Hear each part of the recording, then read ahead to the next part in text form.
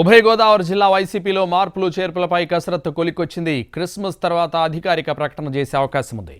ఉమ్మడి గోదావరి జిల్లాలోని Ramachandrapuram, Rajahmundry city, rural, P Gannavaram స్థానాలతో పాటు ప్రతిపాడు, పిఠాపురం, జగ్గంపేట స్థానాల్లో అభ్యర్థులను మార్చనుంది వైసీపీ హైకమాండ్. ఇక ఉమ్మడి పశ్చిమ గోదావరి జిల్లాలోని పోలవరం, చింతలపూడి స్థానాల్లో కొత్త అభ్యర్థులను ప్రకటించే అవకాశం ఉంది.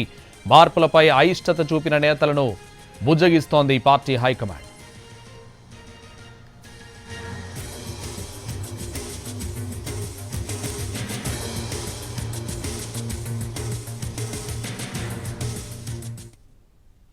పశ్చిమ గోదావరి జిల్లాలో వైసీపీ అభ్యర్థుల మార్పులపై మరిన్ని వివరాలు మా ప్రతినిధి మల్లికార్జున్ అందిస్తారు.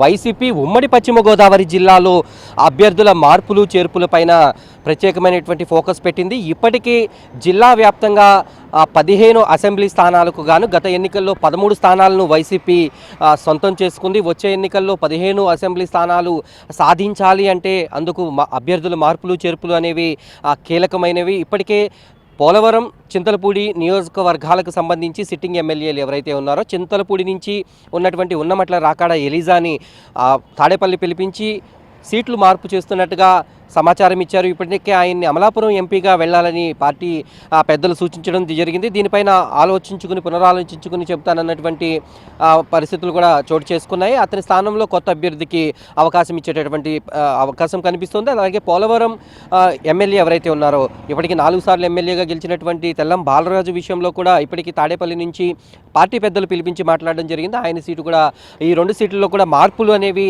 ఇప్పటికే స్పష్టంగా కనిపిస్తూ ఉన్నాయి. అయితే జిల్లాలో ఉమ్మడి పశ్చిమ గోదావరి జిల్లా వ్యాప్తంగా ఉన్నటువంటి మిగతా నియోజకవర్గాల్లో సామాజిక సమీకరణాలు, అలాగే గత ఎన్నికల్లో తక్కువ మెజారిటీతో గెలిచినటువంటి అభ్యర్థులు ఎవరైతే ఉన్నారో వాళ్లతో పాటు గత ఏడాదిన్నరగా ముఖ్యమంత్రి అలాగే పార్టీ అధినేత ఎవరైతే ఉన్నారో అతను సీఎం చెప్తున్నప్పుడు ఒకటే విషయాన్ని చెబుతూ వస్తున్నారు.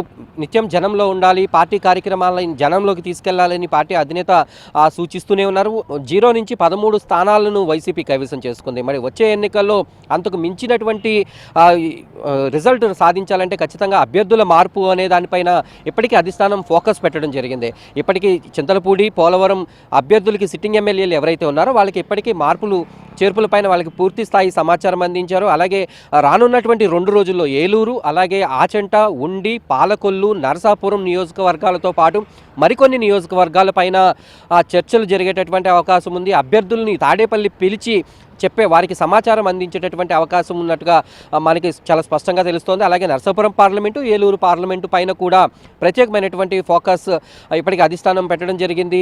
ఇప్పటికీ ఈ ఒక్కొక్కరిని తాడేపల్లి పిలిచి అక్కడ ఉన్నటువంటి వాస్తవాలను, అక్కడ రాబోయేటటువంటి ఎన్నికల్లో జరగబోయేటటువంటి పరిణామాలను సీఎం దగ్గరుండి, పార్టీ అధినేత దగ్గరుండి ఒక్కొక్కరికి వివరిస్తున్నట్టుగా కూడా సమాచారం అందుతుంది. అయితే ఇప్పటికే కొంతమంది నేతలకి పిలుపు వచ్చినప్పటికీ కూడా వాళ్ళు తాడేపల్లి వెళ్లేందుకు కొంత నిరాకరిస్తున్నారు.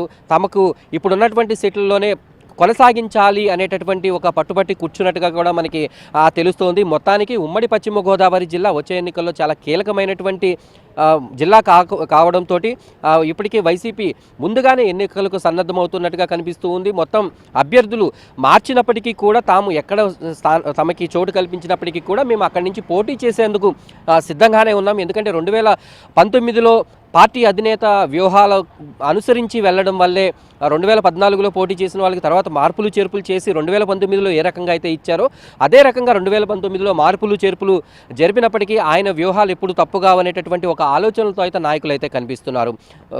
వైసీపీ పార్టీకి సంబంధించి సిట్టింగ్ ఎమ్మెల్యేలు అలాగే కొత్తగా వచ్చేటటువంటి అభ్యర్థులకు సంబంధించి ఇప్పటి వరకు ఉన్నటువంటి తాజా అప్డేట్ ఇది.